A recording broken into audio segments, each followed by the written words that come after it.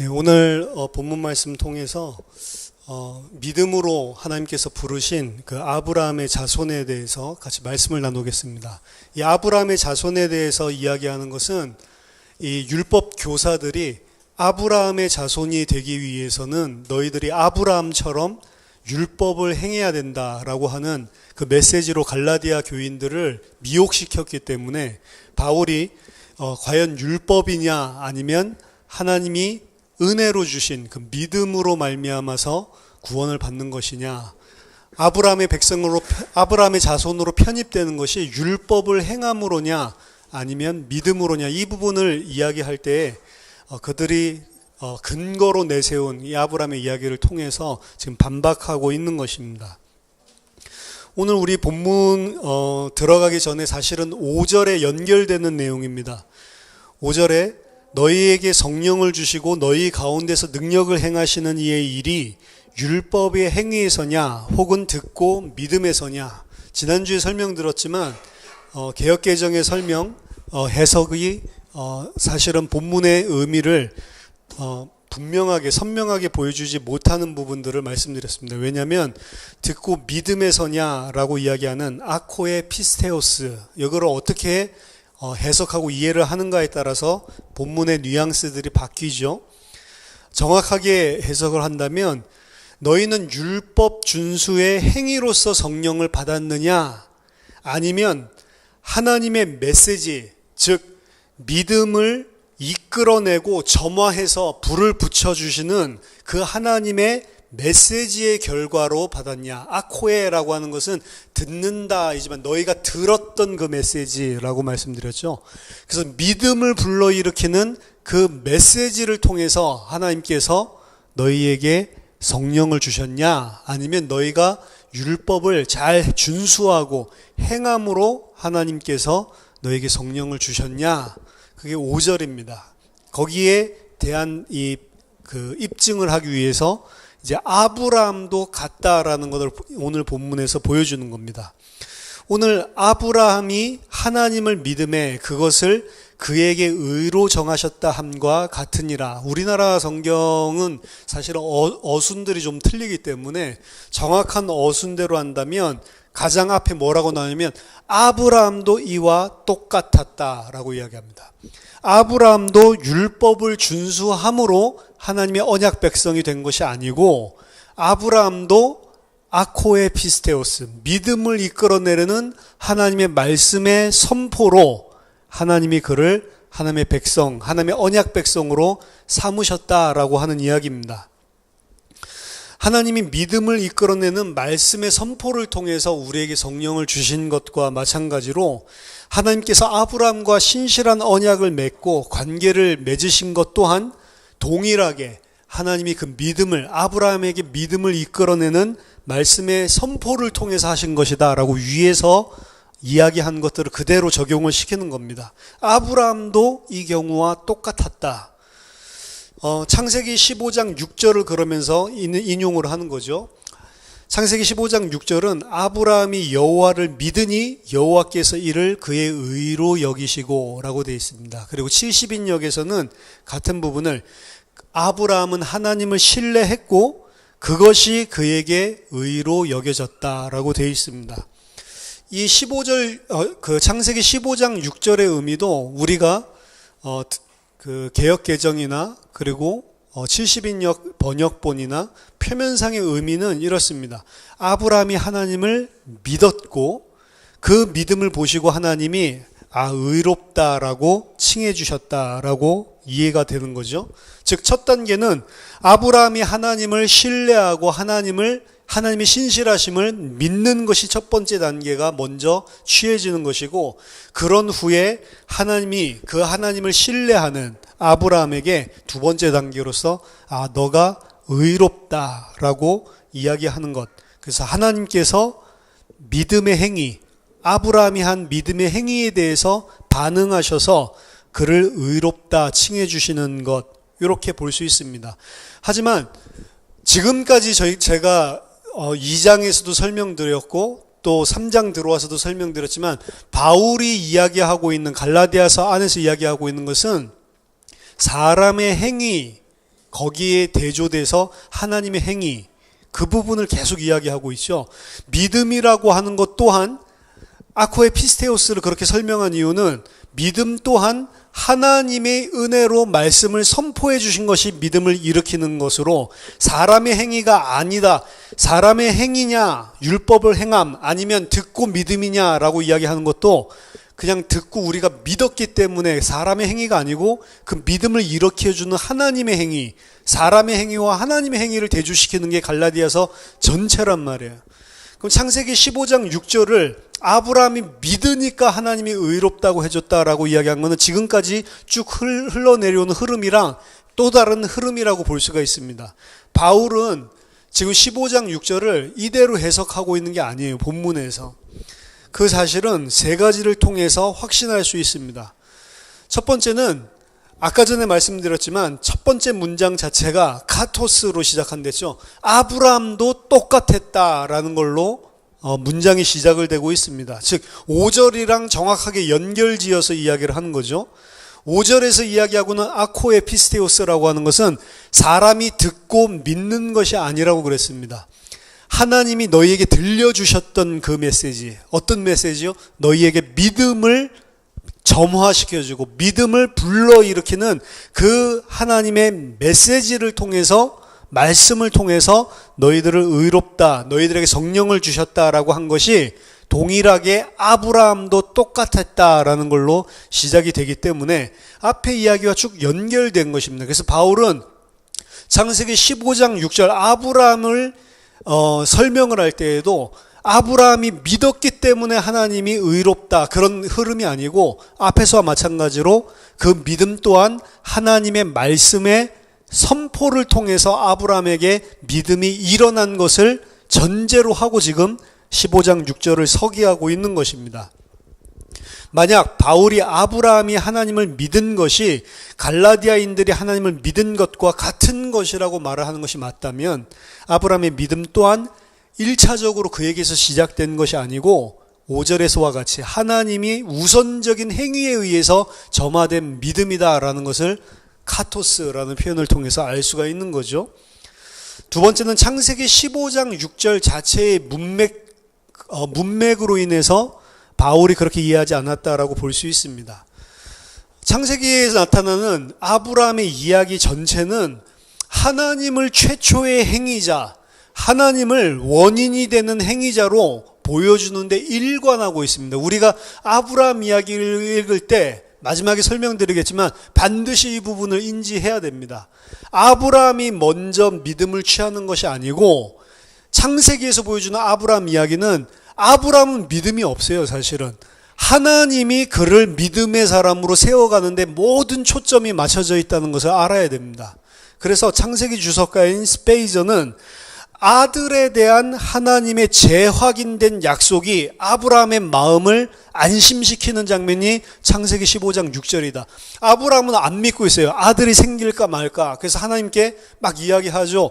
내가 무엇으로 알 수 있습니까? 그냥 다메섹 엘리에셀에게나 그냥 내 유업을 주십시오. 그냥 그를 내 상속자로 삼으십시오 라고 이야기를 합니다. 아들이 안 생기니까 아브라함은 안 믿고 있단 말이야. 근데 하나님께서 아브라함에게 그 아브라함을 끌고 나가서 별들을 보여주시면서 그를 안심시켜주는, 내가 신실하게 행할 것이다 라고 하는 말씀을 다시 주셨을 때 아브라함이 믿음에 라는 것들이 등장한단 말이에요. 하나님이 먼저 행하셔서 계속 아브라함이 믿을 수 있도록 반복적으로 그 믿음을 세워나가는 것들이 창세기 전체 흐름입니다. 따라서 스페이저가 이야기한 것처럼 하나님이 주신 약속들을 통해서 하나님께서 아브라함에게 그 믿음을 계속해서 유발시키고 그 아브라함이 믿도록 아브라함을 안심시키는 것이 창세기 15장 6절의 문맥이라고 논평을 하는 것입니다. 갈라디아서에서 하나님의 약속에 대한 바울의 이후의 언급들 또한 아브라함의 믿음이 그 시작이 아니고요. 하나님의 우선적인 약속의 능력에 의해서 그 믿음이 유발되었다라고 하는 것을 계속해서 반복하고 있습니다. 바울은 이 부분을 갈라디아서 전체에서 확신을 하고 있어요. 우리가 믿음을 가진 게 아닙니다. 믿음을 유발하시는 분은 하나님이고 그 하나님의 말씀과 그 하나님의 행하심에 따라서 우리가 반응으로 믿음이 일어나는 거지 우리가 믿은 게 아니다라고 이야기를 하는 겁니다. 이것은 바울이 다른 곳에서도 동일하게 이야기를 하는 거예요. 너희가 하나님의 은혜로 말미암아 믿음으로 구원을 얻었나니. 에베소서 2장 8절에도 분명히 그 순서를 바꾸지 않죠. 우리가 믿어서 하나님의 은혜를 받은 게 아니고 하나님의 은혜로 말미암아 믿음으로 구원을 받는 겁니다. 하나님의 은혜가 아니었으면 믿음이 절대로 생길 수가 없는 거란 말이에요. 모든 구원과 하나님의 언약 관계로 들어가는 최초의 시발점은 하나님에게 있는 것이지 우리에게 있는 것이 아닙니다. 믿음조차도 내가 내 의지를 가지고 선택하고 믿은 게 아니란 말이에요.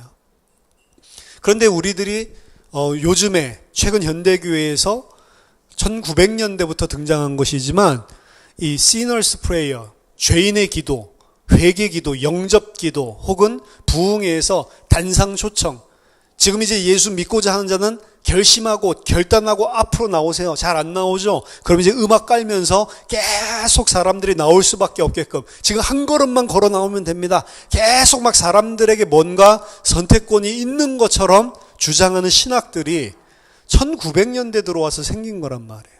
기독교 2000년 역사상 그런 부분은 없었단 말입니다.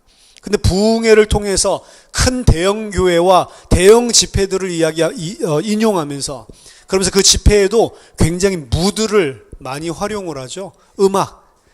이 부분을 가장 적절하게 활용해서 히트친 사람이 D.L. 무디입니다, 사실은.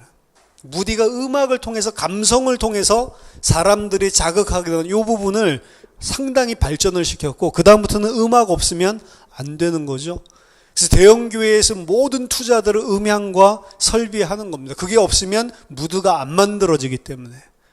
저희 교회 같은 데는 재미없는 거죠. 찬송가 반주기 틀어놓고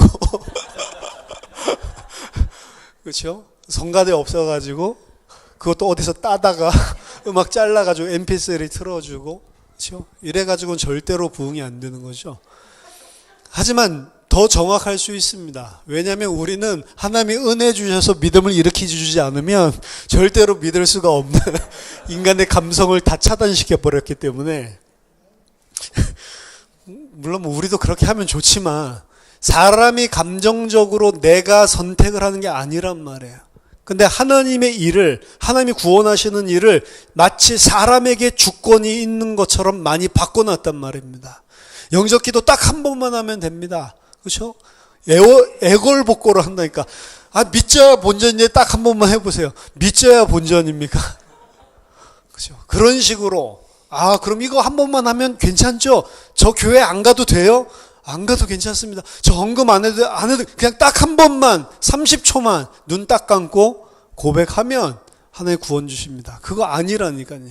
그렇게 해서 구원을 절대로 받을 수 없습니다. 바울은 계속 이야기하는 거예요. 믿음 또한 하나님이 주신 은혜, 하나님께서 허락하신 말씀의 선포, 진리의 선포와 그 하나님께서 행하신 것 때문에 믿음이 유발되는 것이지 너희들이 믿어서 된 것이 아닙니다. 그게 계속 갈라디아서의 흐름이란 말이에요. 오늘 아브라함 또한 그 문맥상에서 바울이 인용을 하고 있는 것이고 창세기 전체의 아브라함 이야기 또한 하나님께서 아브라함의 믿음을 세우신 주체자로서 이야기를 하고 있는 것입니다. 따라서 바울은 하나님께서 아브라함에게 주신 약속이 아브라함의 율법 행함이 아니고 하나님이 뭔가를 먼저 은혜로 주셨기 때문에 거기에 대한 반응으로 하나님께서 아브라함을 취한 거지 아브라함이 한 것에 대한 하나님의 반응이 아니란 말이에요. 하나님이 행하신 것에 대한 아브라함의 반응입니다. 그건 하나님이 은혜로 이끌어내신 믿음의 반응이란 말이에요. 아브라함이 율법을 잘 행했더니 너 내 언약 백성 해라. 그게 아니란 말입니다. 할례를 행했더니 너가 내 언약 백성, 언약으로 내가 너를 영원히 삼겠다. 그게 아니란 말입니다. 아들을 바쳤더니 아들을 바쳐? 너 이제 내 언약 백성이 영원히 되겠다라고 이야기하는 게 아니란 말입니다. 창세기를 그렇게 보면 거꾸로 본 것입니다. 근데 그렇게 우리도 많이 본다니까요. 자기의 가장 사랑하고 아끼는 독자를 바쳤으니까 하나님이 이렇게 하지. 그러니까 우리도 뭔가를 행해야 되는 것 아닌가라고 생각을 하게 되는 거죠.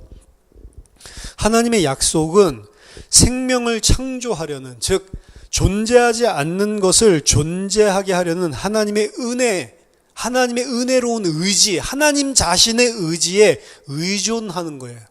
우리가 뭔가를 만들어내는 것을 통해 하나님의 약속을 성취시키는 게 아니고 하나님이 그 약속을 주시고 하나님이 주권적으로 그 약속을 이루어 가시는 겁니다. 세 번째로 바울은 이 점을 로마서 4장 21절에서도 명백하게 하고 있습니다. 로마서 4장 21절에 보면 약속하신 그것을 또한 능히 이루실 줄을 확신했다라고 이야기합니다. 아브라함이 약속하신 그것을 하나님이 능히 이루실 줄로 확신했다. 아브라함이 믿은 것은 뭐냐? 약속하신 그것을 하나님이 반드시 이루겠구나라는 겁니다. 따라서 아브라함에게 믿음을 일으킨 것은 약속하신 그 하나님이란 말이에요. 하나님께서 약속하신 그 말씀이 그 약속한 것을 능히 이루실 줄 하나님을 확신하게 만드는 그 말씀의 선포라는 겁니다. 따라서 아브라함은 하나님이 그 약속하신 것을 행하실 수 있는 능력이 있으시고 또한 그것을 행하려고 하신다라는 것을 완전히 확신했습니다. 따라서 아브라함의 믿음은 하나님의 약속, 그리고 하나님이 그 약속을 신실하게 이루실 것, 요 사실 속에서 유발된 것이다라는 것을 분명히 하고 있습니다. 그래서 우리가 말씀의 선포, 그 말씀은 우리에게 믿음을 일으키는 말씀이다라고 이야기하는 5절에서 이야기하는 것과 동일한 예로 아브라함을 지금 들어서 사용하고 있는 겁니다. 아브라함이 하나님을 믿음에 그것을 그에게 의로 정하셨다 함과 같으니라. 하나님이 의로 여기시는 것 또한 하나님이 능동태죠. 하나님이 그것을 의로 여기시는 것입니다. 하나님께서 믿음을 유발하시고 그것을 아브라함이 의롭다라고 하나님께서 판단해 주시는 거죠. 따라서 아브라함이 의롭게 되는 것 또한 우리가 의롭게 되는 것, 모든 것이 최초의 행동과 그리고 마지막 선언의 행동, 의롭다고 선언해 주시는 것, 처음부터 끝까지 약속과 그리고 의롭다고 인정해 주는 것, 마지막 끝이 전부 다 하나님 자신의 주체적인 행위란 말이에요. 우리가 어떻게 하니까 저건 아니구나, 우리가 어떻게 하니까 저건 맞다라는 것이 아니고 전체 과정이 전부 다 하나님의 은혜와 하나님의 손길로 되어진 거다라고 하는 것이 바울의 일관된 주장입니다. 하나님이 약속하셨고 하나님의 약속이 아브라함을 안심시켰고 그 하나님을 향한 아브라함의 믿음을 유발시켰고 하나님이 약속이 점화한 아브라함을 바라보면서 그것을 의롭다라고 하나님이 칭해 주시는 것입니다. 따라서 처음부터 최종적인 모든 의롭다 하나님께서 인정해 주시는 것들은 하나님으로부터 시작해서 하나님을 끝나는 하나님의 행위란 말이에요. 그래서 우리가 믿음으로 구원을 받았다, 그것 아니라고 그랬죠. 믿음을 일으키는 그 말씀을 통해서 우리가 구원을 받았다, 의롭다 하심을 받았다, 성령을 받았다라고 하는 5절과 아브라함의 모든 의로워지는 것들 전체를 같은 것으로, 일맥상통한 것으로 지금 이야기하고 있는 것입니다. 의로 여기셨다라고 하는 것도 그래서 그 부분이 헬라어로는 좀 더 명확합니다. 에이스 디카요시넨이라고 되어 있어요. 에이스라고 하는 것은 to, 그 영어로 치면 어디에로, 그러니까 의롭다 하심에로, 의로서 인정해 주시는 것들을 볼 수가 있습니다. 그냥 의로워서 의롭다라고 한 게 아니고 아브라함의 의를 보고 하나님께서 그를 의로움으로 끌고 가신 거죠. 의로움으로 인정해 주신 것입니다. 의로움으로 하나님께서 여겨주신 거예요. 의로 인정해 주신 것입니다. 7절에 그런즉 믿음으로 말미암은 자들은 아브라함의 자손인 줄 알지어다. 이것도 처음에 문장이 그러므로 너희는 이제 안다라고 하는 거예요. 뭘 압니까? 믿음으로 말미암은 자들. 문자적으로는 이게 호이 에크피스테오스인데 문자적으로 이해를 한다면 믿음의 사람들 혹은 믿음으로부터의 사람들을 너희는 안다라고 하는 겁니다. 이 믿음으로 말미암은 자들, 믿음의 사람들, 이 표현은요, 이 호이 에크 피스테우스라고 하는 것은 바울이 새로 만들어낸 그런 문구입니다. 바울이 그럼 이걸 어디서부터 만들어냈냐면 율법주의자들이 이야기하는 것들을 통해서 만들어낸 거예요. 갈라디아서 2장 12절에 보면 할례자들이라는 표현이 나옵니다. 그 할례자들이라는 표현이 호이 에크 페리토메스, 할례의 사람들, 할례로부터 온 사람들, 할례로부터의 사람들, 호이 에크 페리토메스, 호이 에크 피스테오스는 믿음의 사람들, 믿음으로부터 온 사람들. 3장 10절에서 율법의 행위에 속한 자들, 우리나라 성경으로 이렇게 되는데 그것 또한 율법 준수의 사람들, 율법 준수로부터 온 사람들, 율법 준수로부터의 사람들. 따라서 그 율법 준수로 혹은 할례로부터 온 사람들, 그 의미는 뭐냐면 율법 준수로부터 그 자신들의 정체성을 이끌어내는 사람들, 할례로부터 자기 자신의 정체성을 이끌어내는 사람들. 그럼 믿음의 사람들, 믿음으로부터의 사람들이란 것은 무슨 의미냐면 믿음으로 그 정체성이 이끌어내지는 사람들, 그 정체성이 믿음으로 유래된 사람들을 의미하는 것입니다. 동일한 문구를 활용해서 바울이 이런 것들을 만들어낸 거예요. 그런즉 너희들은 안다. 믿음으로부터 그 정체성을 받는 사람들, 믿음으로부터 그 정체성이 유래된 사람들, 이 사람들이 바로 아브라함의 자손인 줄 너희는 분명히 안다라고 하는 거죠. 이 사람들이 바로 아브라함의 자녀들이란 겁니다. 교사들은 아브라함의 자녀들을 할례로 시작한 율법 준수로부터 아브라함을 따르는 자들이라고 규정을 하고 있습니다. 하지만 바울은 아브라함 또한 믿음을 이끌어내는 하나님의 말씀을 통해서 하나님과 언약 관계에 들어간 것이고, 아브라함의 자녀들 또한 이 아브라함과 똑같은 정체성으로 하나님이 유발시켜 주시는 믿음으로 인해 하나님과의 관계 속에 들어간 자들, 이 사람들이 바로 하나님의 자녀, 하나님의 언약 백성, 아브라함의 자손인 줄 알지어다라고 이야기하는 겁니다. 따라서 우리가 믿음을 가지게 됐다, 우리가 하나님의 백성이 됐다, 우리가 아브라함의 자손이 됐다라고 하는 것은 전적으로 하나님의 은혜의 행위에 기초를 두고 있는 것입니다. 8절에 또 하나님이 이방을 믿음으로 말미암아 의로 정하실 것을 성경이 미리 알고 먼저 아브라함에게 복음을 전하되 모든 이방인이 너로 말미암아 복을 받으리라 하였느니라. 이 창세기 12장 3절에 아브라함을 부르실 때 그 창세기 12장 3절 너를 통해 모든 족속이 복을 받게 된다라고 이야기한 것들을 서기하고 있는 겁니다. 성경은 지금 하나님께서 믿음을 근거로 해서 이방인들을 의롭게 하시는 것을 미리 창세기 12장 3절에 예견해놨다라는 것입니다. 그렇기 때문에 아브라함에게 네 안에서 모든 이방인들이 복을 받게 될 것이다 라는 복음을 선포했다는 것입니다. 성경은 장차 하나님이 이방인들을 믿음으로 의롭게 하실 것을 창세기 12장 3절에서 예견하고 있다는 거예요. 따라서 그 믿음을 유발해서 하나님의 언약 가운데 복이 되게 한 아브라함, 그 아브라함 안에서 모든 민족이 복을 받게 될 거다라고 이야기한 거는 지금 위의 흐름이 창세기 12장 3절에 아브라함과 마찬가지로 하나님께서 이방인 또한 하나님이 은혜로 이끌어내는 믿음을 통해서 복을 받게 한다라고 바울이 12장 3절을 15장 6절이랑 붙여가지고 지금 설명을 하고 있는 것입니다. 그래서 성경이 아브라함 너로 인해 네 안에서 이방인이 복을 받게 될 거다라는 의미도 이방인들 또한 이 믿음을 이끌어내신 믿음을 통해서 하나님께서 하나님의 백성으로 삼고 의롭다 칭하실 거다라는 것을 창세기에서부터 이야기하고 있는 거다라고 이야기를 하는 겁니다. 따라서 바울의 의견은 성경은 이미 창세기 12장 3절에서부터 장차 하나님께서 이방인들을 율법이 아닌 믿음으로 말미암아 의롭게 하실 것을 예견하고 있는 것이다 라고 주장하는 겁니다. 성경은 그 조상에게서 처음부터 그래서 복음을 이야기하고 있는 거다.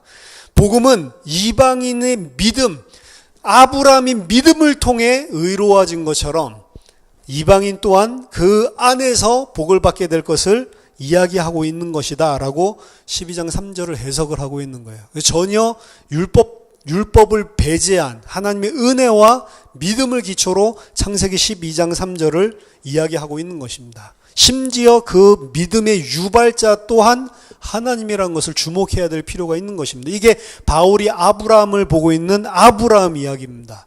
전혀 아브라함이 믿음을 행하는 자가 아니에요. 아브라함이 믿음을 행한 자가 아니고 하나님이 처음부터 초지일관 아브라함을 은혜로 말씀을 주셔서 불러내시고 그리고 그 아브라함이 그 말씀을 따라 행할 수 있도록 믿음으로 견인해 나가시는 것들을 주장하고 있는 것입니다. 나중에 갈라디아 3장 16절에서는 바울이 이 약속이 아브라함에게만이 아니라 아브라함의 씨에게도 주어졌다라고 이야기를 합니다. 아브라함의 씨, 이게 씨라고 하는 게 이제 자손이라고 이제 해석이 된 건데 정확하게는 씨를 이야기하는 거죠. 아브라함의 씨에게도 주어졌다. 근데 그 씨는 바울이 16절에서 아무 씨들이 아니고 한 씨, 그리스도다라고 밝히고 있습니다. 갈라디아 3장 16절에 이 약속들은 아브라함과 그 씨에게 말씀하신 것인데 여럿을 가리켜 그 씨들이라고 하지 아니하시고 오직 한 사람을 가리켜 내 씨라 하셨으니 곧 그리스도다. 아브라함과 아브라함의 씨, 아브라함 안에서 구원을 받을 거다라고 이야기했는데 그 아브라함 안에 있는 씨를 이야기하고 있는 거죠. 그리스도, 아브라함에 안에 있는 그리스도, 네 씨인 그리스도 안에서 모든 이방인들이 복을 받을 것이다 라는 이야기다. 그래서 그리스도 안에 있는 자들로 다시 규정을 합니다. 아브라함 안에 있다라고 하는 것은 네 씨, 그리스도 안에 있다라고 하는 것을 의미하는 것이다 라고 이야기를 합니다. 9절에 그러므로 믿음으로 말미암은 자는 믿음이 있는 아브라함과 함께 복을 받느니라. 결론을 내리는 거죠. 그러므로 믿음 있는 신실한 아브라함과 함께 복을 받은 사람들은 바로 그 정체성이 믿음에서 유래된 사람들이다 라는 것으로 끝맺고 있습니다. 이 결론은 율법주의자들, 거짓 교사들이 이야기하고 있는 것들과 정반대되는 이야기입니다. 이 사람들은 율법을 신실하게 지키는 사람은 율법을 신실하게 지켰던 아브라함과 함께 복을 받는다라고 이야기를 했습니다. 하지만 바울은 아브라함은 오직 한 가지 의미에서만 신실하다. 즉 하나님이 그 마음속에 믿음을 불러일으키는 약속의 말씀의 능력에 의해서 의로워진 것이고 그리고 똑같이 아브라함과 똑같이 그 하나님의 은혜로 말씀의 선포를 통해 그리스도의 선포를 통해 믿음을 일으키신 그 사람들이 아브라함과 같은 복을 받는다는 것입니다. 따라서 바울이 보는 아브라함 이야기예요. 바울이 보는 아브라함 이야기는 이 거짓 교사들이 본 아브라함 이야기와 정반대 이야기입니다. 거짓 교사들이 본 아브라함 이야기는 아브라함이 이렇게 열심히 하나님 앞에 무언가를 행했더니 하나님이 의롭다 칭하시고 하나님이 그에게 복을 주셨고 그에게 영원한 하나님의 백성을 삼으신 것 아니냐. 그러니까 우리도 아브라함처럼 할례도 행하고 아브라함처럼 우리 외아들도 바치고 아브라함처럼 율법 준수하자라는 것으로 성경을 이런 식으로 보는 게 거짓 교사들이 본 시각이란 말이에요. 근데 이런 식으로 우리들도 성경을 오늘날에 보고 있다니까요. 아브라함을 보면서 우리도 아브라함처럼 믿음을 가집시다 라고 이야기를 한다고요. 우리도 아브라함처럼 하나밖에 없는 내 자식, 내가 가장 아끼고 내가 가장 사랑하는 것을 아낌없이 바쳤더니 하나님이 의롭다고 해주신 것 아니냐라는 방향으로 끌고 나간다니까요. 이게 이제 이 복음주의에서 가장 위험한 요소입니다. 여러분 복음주의라고 하는 것은 뭐 이벤젤리스트라고 하는데 이벤젤리컬리즘이라고 하는 거는 좋은 거예요. 미국 안에 복음주의자들 이렇게 이야기하면 8%밖에 안 됩니다. 그리고 그 복음주의자들 안에는 개혁주의에서는 싫어하지만 개혁주의자도 끼어 있어요. 복음주의자라고 하는 정의가 뭐냐? 오직 예수 그리스도를 통해서만 구원받는다는 겁니다. 예수 그리스도 믿음 외에는 구원이 없다는 거예요. 기독교인들 가운데 그렇게 믿는 사람을 복음주의자라고 이야기한다고요. 미국에서. 그 사람들이 기독교인 100% 중에 8%밖에 안 돼요. 그럼 나머지 92%는 뭐예요? 예수 그리스도 말고도 구원받을 수 있다라고 하는 사람들이에요. 그 사람들도 자기네들이 기독교인이라고 이야기한단 말이에요. 기독교인 맞아요? 아니잖아요. 예수 아니고도 구원의 길이 있다라고 하는 사람들 기독교인들 아니잖아요. 근데 그 사람들이 미국 기독교의 92%라니까. 8%만 예수 믿어야지만 구원받는다라고 이야기하는데 그 8% 안에 복음주의자라고 이야기하는 사람들 안에 개혁주의도 끼어 있단 말이에요. 근데 그 개혁주의는 그 8% 안에서도 굉장히 적습니다. 미국에 있는 신학교들 중에 개혁주의 신학 가지고 있는 학교들이 거의 없어요. 10손가락 안입니다. 그 10손가락 안에 있는 학교들도 전부 다 조그매요. 웨스민스터처럼. 이 사람들은 또 복음주의와도 또 다른 색깔을 가지고, 그 다른 색깔이 뭐냐? 복음주의의 특징은 뭐냐면 모든 성경을 매뉴얼 봐요. 윤리적인 매뉴얼로 봐요. 그래서 아브라함 이야기를 읽을 때 어떻게 읽냐면 우리도 아브라함과 같이 믿음을 결단하자 이렇게 읽는 게 복음주의자들의 윤리 도덕적인 성경 해석 읽기예요. 다윗을 쳐다보면서 다윗처럼 우리도 이렇게 죄를 지었을 때 회개하자 이런 식으로 나간단 말이에요. 그렇게 보는 것은 성경을 거꾸로 보고 있는 것입니다. 하나님의 은혜로 구원을 받았다가 마치 이제 우리가 뭔가를 행해서 하나님을 기쁘게 하자라는 걸로 돌아서는 거란 말이에요.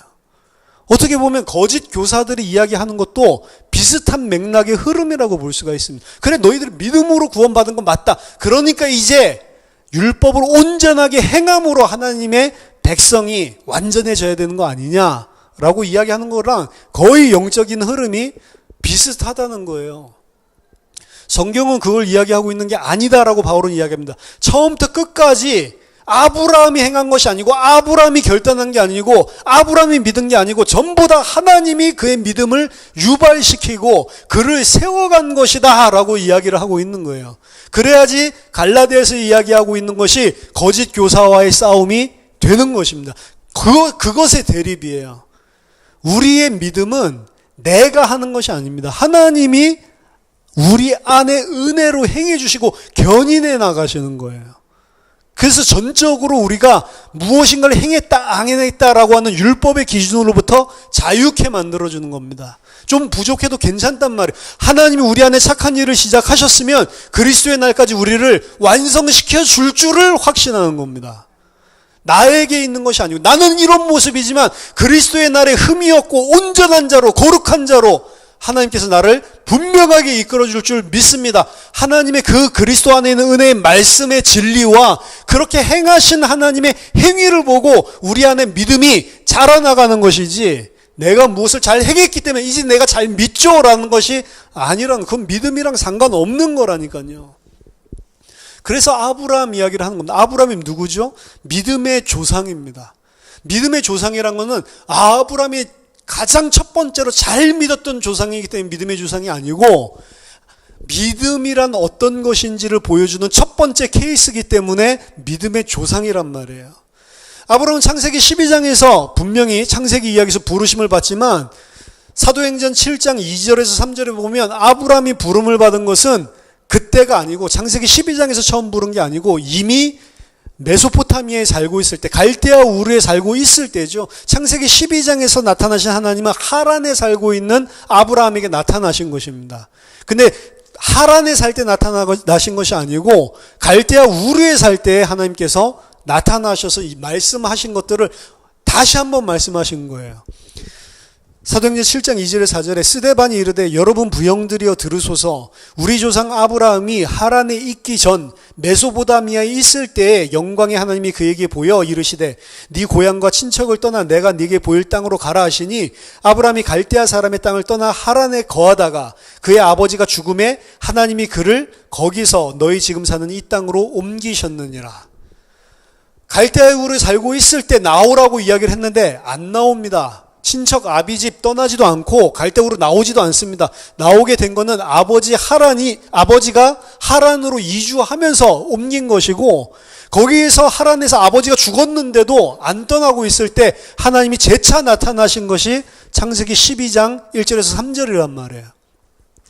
따라서 아브라함이 하나님이 떠나라 했을 때 믿음으로 떠난 것 같지만 아닙니다. 안 떠났고 하나님이 기다려주시는 기간이 있었고 또 안 떠나고 있을 때 다시 말씀을 통해서 아브라함을 떠나게 하신단 말이에요. 사실은 믿음을 가지고 떠난 것도 아니죠. 그때 75세인데 무자하니까, 아들이 없으니까. 이 고대 근동, 특히 이 성경적인 세계관 안에서 구약시대에 가장 처참하게 여겼던 게 자식이 없는 거예요. 죽음의 죽음이라고 생각했습니다. 구약 안에는 영원이라는 개념이 없어요, 사실은. 영혼, 육신 이런 나눔이 없습니다. 제가 영혼, 육신에 대해서도 설명을 했지만 구약 안에서의 개념 자체는 영원히 산다라는 것은 그냥 육신적으로 영원히 사는 거예요. 근데 그거 불가능하잖아요. 그래서 영원히 하나님의 언약 속에 거한다라고 하는 것은 뭐로 했냐면 내가 아니고 나를 통해서 낳는 씨, 나의 인생이 계속해서 나의 씨를 통해서 대를 이어서 영혼까지 이른다라고 생각, 육신적인 개념의 영원히 사는 삶이었단 말이에요. 죽으면 그냥 끝이라고 생각을 했습니다. 영혼이나 그리고 영혼 그리고 귀신 이런 것들 있죠. 영적인 천사 이런 것들은 굉장히 발전된 게 페르시아 때부터 하나님께서 그 주위 환경을 통해서 계시하시기 시작하신 것이고, 신약 성경을 통해서 그 개념이 무엇인지를 더 분명히 밝혀주신 것이지, 원래 구약 특히 오경 안에는 그런 개념 자체가 없단 말이에요. 가장 비참한 것이 아들이 없이 죽는 겁니다. 그거는 그냥 죽는 것이 아니고 죽음의 죽음이라고 이야기했어요. 왕의 왕, 주의 주라고 이야기하죠. 그게 최상급을 이야기하는 건데 죽음의 죽음도 똑같은 표현입니다. 죽음 중에 가장 이 저주받은 죽음이 뭐냐? 아들 없이 죽는 것. 저는 아들이 없는데 가장 처절한 죽음을 맞이하게 될 건데 죽음의 죽음이죠. 구씨가 보통 이 한 가족이라고 이야기하죠. 하나로부터 시작됐다라고 하는데 구씨 안에도 파가 있습니다. 뭐 도원수 파가 있고 또 무슨 파가 있는데 저는 도원수 파인데 아무도 모르는 한 파가 더 있어요. 저희 막내 삼촌이 원래 동성동본 결혼이 안 되니까, 근데 이제 뭐 사랑하니까 결혼하기 위해서 이제 새로운 파를 만드셨어요. 근데 그 삼촌은 그러니까 구씨랑 같은 구씨랑 결혼을 한 거죠. 새로운 파, 이름도 몰라요. 이름도 모르는데 그 삼촌은 딱 딸 2명만 있습니다. 그래서 전 세계에서 그 파는 구씨 4명밖에 없어요. 그러고 끝나는 것입니다. 죽음의 죽음이죠. 4명으로 그냥 끝나버렸어. 그러니까 이 고대 근동지방에서 그리고 또 이스라엘에게 있어서 아들이 없다라고 하는 것은 가장 큰 수치고 가장 이 수치스러운 죽음을 의미한단 말이에요. 근데 아브라함이 그 75세 때 하란에 다시 나타난 하나님을 따라 움직였던 이유는 저는 다른 이유가 없어요. 아들을 주신다라고 하는 그 소망. 아들 주신다고 했으니까. 그것 때문에 떠난 것이지 사실은 믿음도 아니었단 말이에요. 아브라함의 동기죠. 아브라함의 육신적인 동기죠. 근데 하나님이 그 육신적인 동기를 가지고 있는 아브라함을 믿음의 사람으로 만들어 간단 말이에요. 나중에 어떻게 해요? 그 아들을 바쳐버리잖아요. 그렇죠? 창세기 12장에 있었던 아브라함과 22장의 아브라함은 다른 사람이란 말이에요. 그 육신적인 것들을 만족시켜주는 것 같으면서도 하나님은 그게 믿음이 아니란 걸 아시잖아요. 근데 참으시면서 25년 동안, 그리고 이삭이 자랄 때까지 거의 35년, 40년 동안 아브라함을 믿음의 사람으로 키워 나가시는 거란 말이에요. 그러고서 네가 믿었다라고 해주는 걸 보고 의롭다 칭해 주시는 것입니다. 네가 믿었습니까? 아니요. 하나님이 그 믿음을 허락하신 거잖아요. 은혜로. 그래 놓고 너가 믿었다. 너는 믿음의 조상이다. 네 믿음 때문에 내가 너를 기뻐한다라고 해주시는 거란 말이에요. 이게 아브라함이고 너희들도 그런 식으로 하나님이 은혜로 믿게 하신 거 아니냐. 근데 어떻게 네 행위로 그것을 받은 것처럼 복음을 진리를 변질시키려고 하냐라고 이야기를 하는 겁니다.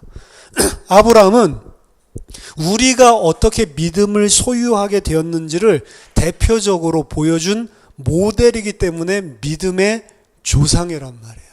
그리고 그와 똑같이 믿음을 가진 우리도 아브라함의 자손이다라고 이야기를 하고 있는 것입니다.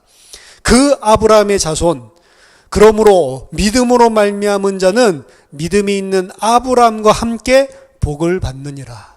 이 아브라함이 가졌던 믿음을 동일하게 가지고 있는 사람 또한 아브라함과 동일한 복을 받는 것이다 라고 이야기를 하고 있습니다. 이게 아브라함의 자손이라는 소리예요.